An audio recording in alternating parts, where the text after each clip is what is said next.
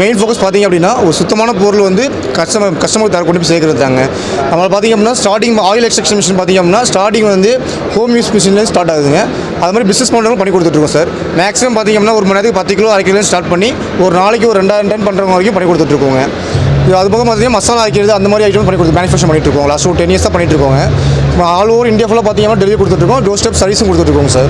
So அது போக பார்த்தீங்கன்னா நம்மளோட மிஷின் வந்து கவர்மெண்ட் சப்சிடியும் கிடைக்குது. 35% சப்சிடி கிடைக்குதுங்க. நம்மள்ட்ட பார்த்தீங்கன்னா ஸ்டார்டிங் வந்து 10 கிலோ 1/2 கிலோலேருந்து பார்த்தீங்கன்னா மினிமம் ஒரு நாளைக்கு 2000 கிலோ 1/2 வரைக்கும் மிஷின் பண்ணிட்டு இருக்கோங்க சார். நம்ம வந்து ஸ்டார்டிங் இப்போ கஸ்டமர் வந்து ஒரு கிலோ கொண்டு வராங்க அப்படின்னா அதை அரைச்சி கொடுக்குற நம்மள்ட்ட மிஷின் இருக்குது ஆயில் எடுக்கிறதுக்கு.